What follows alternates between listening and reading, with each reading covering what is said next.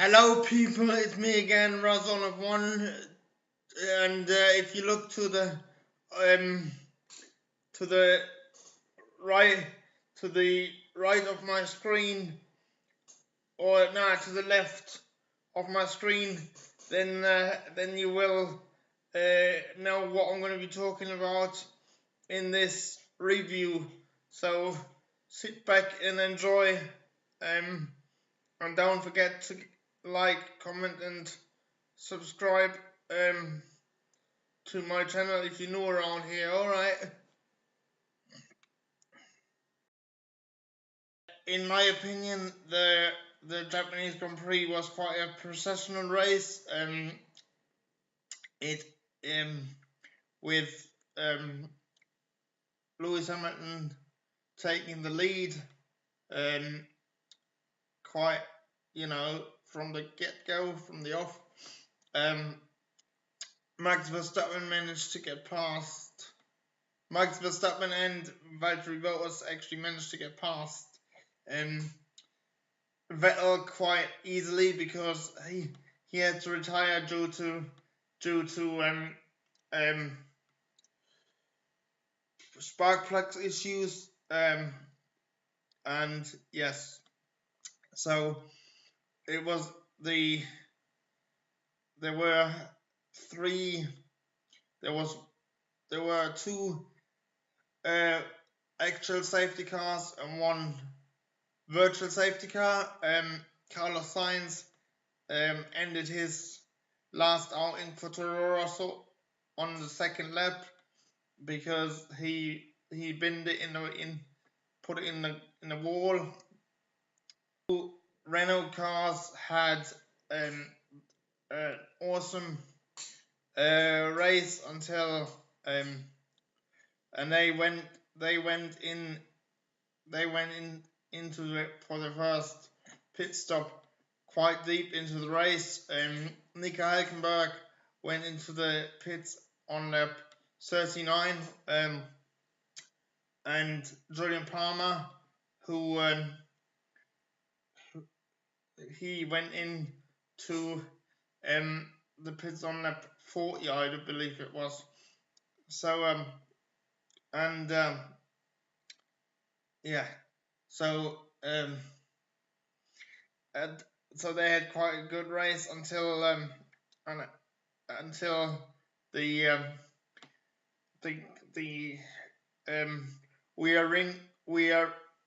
rear wing failed to close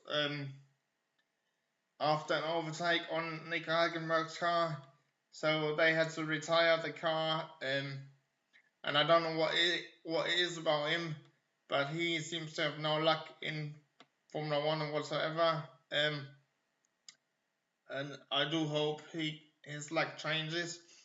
Yeah. The Force India guys were fighting with Kimi Raikkonen, and they actually ended up being 6th and 7th at the end of the race. The other battle on track that was mentioning was the mega overtake when both Kevin Magnussen and Roman Grosjean took 6th position from 6th and 7th position respectively. I don't believe it was from Nico Hülkenberg. Yes, so they had a good haul of points, and they are actually they are actually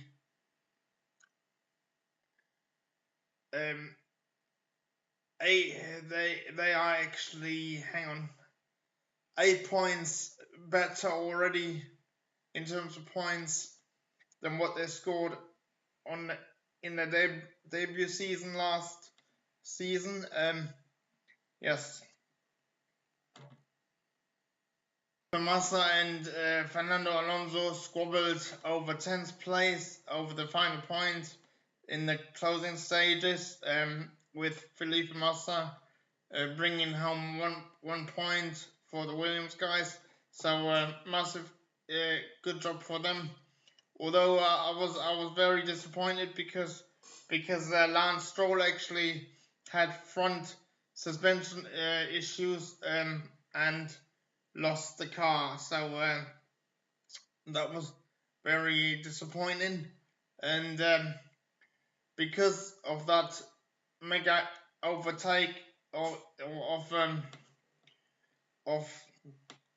that Kevin Magnussen and Roman Grosjean pulled off, Haas are actually now in 7th position and have overtaken Renault. So massive congratulations to them. And yes, so yeah, so it was the top 3 were Hamilton, who takes his 61st career victory. I just want to put something out there, guys. If Hamilton scores and wins another 31 Grand Prix over the course of his career, he will overtake Michael Schumacher in being and become the greatest driver of all times in terms of race wins. Max Verstappen came in 2nd place and Daniel Ricciardo came 3rd. Sebastian Vettel had to retire due to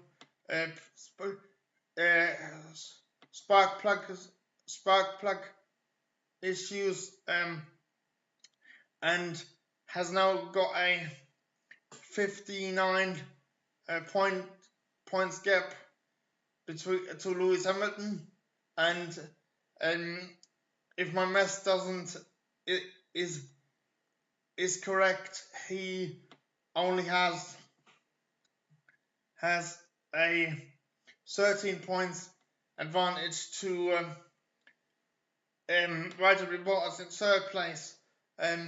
So I think Vettel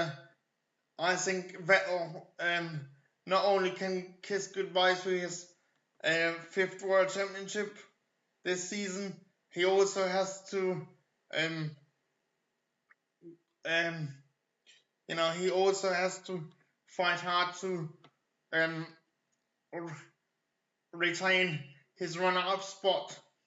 So anyway, guys, this concludes my Japanese Grand Prix race summary. Now I'm just gonna give you my thoughts on the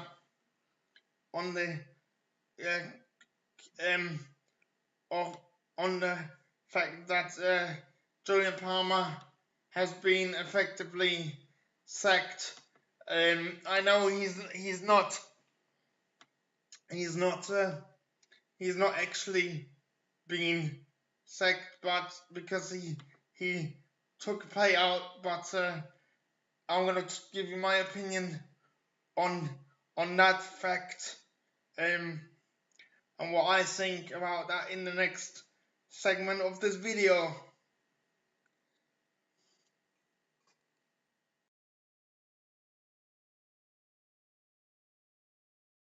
Before anybody has a go at me and says he hasn't been sacked, he's been offered a payout to terminate his contract early. I accept that, but let's face it, Renault weren't happy with his performances from the for a while now, and they wanted to get him.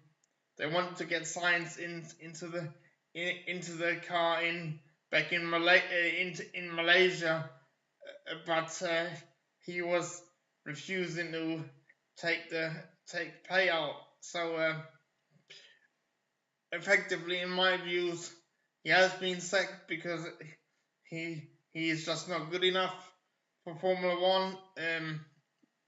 In my opinion, he had 1.5 seasons to prove himself, and yes, so he scored 1 point in the whole of his Formula One career to date. So I can fully understand Renault's decision, because especially in the light that Haas, who are a newcomer team, they only came in last year in 2016, and they've overtaken Renault for seventh place, and Haas are not even a works team. So what does that tell you? Renault need consistent point scorers, and Jolyon hasn't delivered, and we all know that Formula One is a cutthroat business. So if you're not good enough, see you later type thing. If you're not good enough, then you're out. So I was very surprised. I was very, very surprised that Jolyon has lasted this long. Will he ever come back to Formula One? I don't think so myself. Certainly not as a race driver. Maybe as a test and reserve driver. If a new team joins in 2000 in the future. So maybe for a new outfit in Formula One, but he might. I think that's his only chance of getting a race seat. The only position that he might get is a test and reserve driver for the teams. Yes, and I think it had a lot to do that the fact that he's replaced by Carlos Sainz in Austin till I think it's going to be till the end of the season, which means that Daniel Kvyat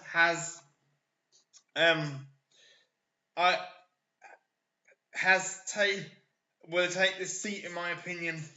And according to motorsporttotal.com, a German newspaper, I read an article yesterday that stated that Daniel Kvyat has kind of put the pressure onto Red Bull and said if he can't drive any more racing, if he can't drive more than one any more racing, any more races for Toro Rosso this year, he would also be unavailable for them in 2018. And in my opinion, Toro Rosso need Daniel Kvyat in 2018. So I think that's why they've done the deal, and I think that's ultimately what made this change happen. Yeah, I would like to say good on Daniel Kvyat for for for putting the pressure onto Toro Rosso, because I think that shows that he's not to be messed with. And yes, I personally think the way that Red Bull treats the young drivers is is absolutely diabolical. But that's a topic maybe for another video. Yeah. So in the final segment of this video, I will discuss what I think about the move the move of of Sainz in the in the middle of the season. All right, so let's do this.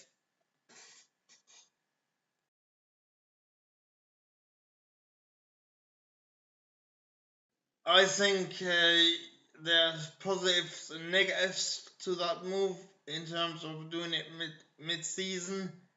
The the pros are that he is able to get used to the team and get used to the car and get used to the way of working, and he can settle in so he can hit the ground running.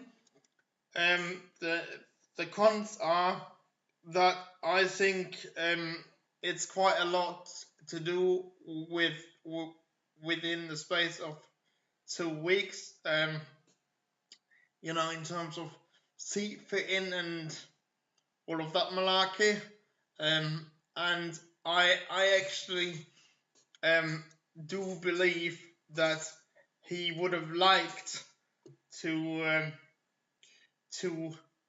finish the season off for Toro Rosso, because I think he gets on well with his mechanics and all that. You could see that from the Malaysian Grand, the Malaysian Grand Prix. He got a really good response when he got this his fourth place there. So I think it's, and the other thing that might be negative is, I mean, is he going to perform as good as Jolyon Palmer did, or better,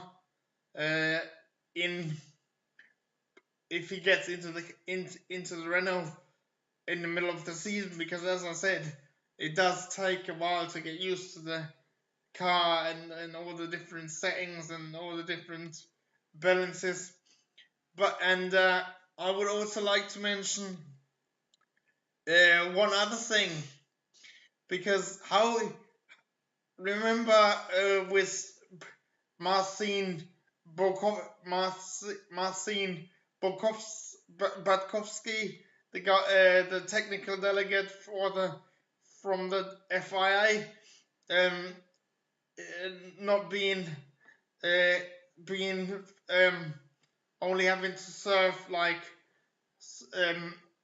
3 months gardening leave before he can join Renault in a non-technical capacity.